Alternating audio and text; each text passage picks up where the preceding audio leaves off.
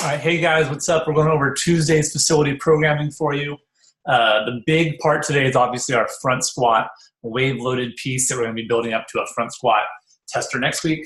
Front squat is important in these parts for really almost all of our fitness stuff. Front squat ends up being an enormous benefit or a limiter for people. We look at their overhead squat position, and I'll bet you the people that have a good front squat match up a little better there on those pieces, and that's going to make their Fran relatively easier. So that's why we're building up some of the front squat power here, and then lactic power piece on the back end. So starting up for the start of the class, person one for the warm-up is going to do a shuttle run. It says job, must be autocorrect to jog. Shuttle run is a job, that would be a great job, right? And do a duck walk, and then person three is going to Samson stretch. And they'll go 2 times through, about 30 seconds per station at a warm-up pace, and then just rotating, getting their bodies ready for that. The next part is going to be specific warm-up. We're going through a partner climbing ladder. It's going to be single arm, dumbbell, kettlebell front squat per side, 1 rep. And what we want there is it's going to work on some of the anti-rotation parts that are going to happen in the front squats. We want to make sure people are able to keep everything rigid and nice down the middle.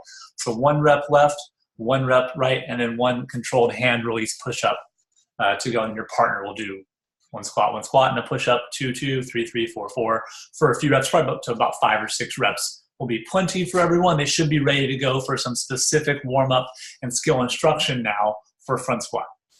I really recommend, especially as we progress through some of these basic parts and we've gone over, let's say, the front squat a little bit as a skill and specific warm-up, that it works really well to go over the fundamentals every time. We're always going over the basics, and then to warm up front squats in a rack with people, helping them get the bar out properly. What's that right rack position, and not in PVC always. PVC is good, but one of the parts of the front squat that's challenging, right? Everyone's here, and it's really hard to get in this position and a really nice front rack there that we want them to be in, nicer than mine, right?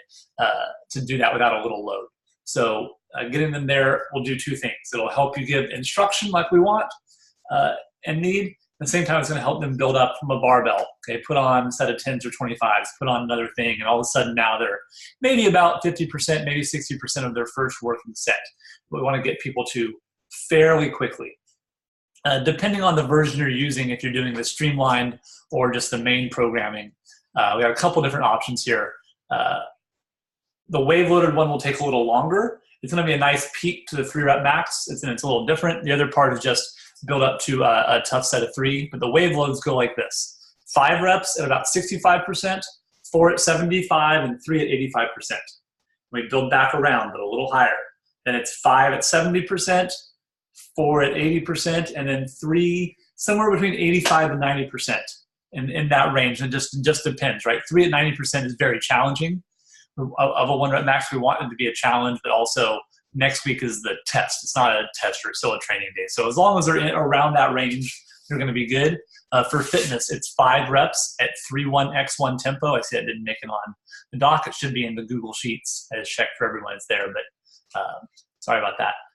There you go. And you're going to rest about 90 seconds to 120 seconds. So on these, we want shorter rest for the 65-75% time, so we can get a little longer when we're at 85-90. So just to do 2 minutes from the start, you probably don't need 2 minutes after your quick little set of 5 at 65, right? You probably don't. But I'll bet you want 2 minutes when you're at 85%.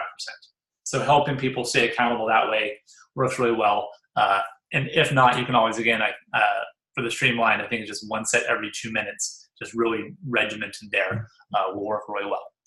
From here, we're going after the heavy front squats, right? We're increasing the lactic power ability for people to push really deep in these sets. It's 1 time through. This one, we want to make it hurt really, really bad.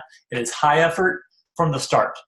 This should be a short piece because we want to have as much time as possible for go deep in the front squats. This is going to be breathing fatigue on the front end, and then leg fatigue at the end, and then mental fatigue after those things go, right? This workout should be fast. This is when I want people on the ground, kicking their shoes off. Bacon sizzle is fine, right? This isn't an aerobic sustainable piece. This is classic dosage here that, we get photos of people in their pain face. It's totally fine and fine. It's lactic power, 20 calories on the air bike, right into 20 double kettlebell front squats. So they're gonna have to clean those up into the front rack. Obviously for fitness, it's just a single dumbbell front squat, and then 20 burpees for them. For everyone else, it's 20 double kettlebell front squats, a load we wanna try and get them to go unbroken.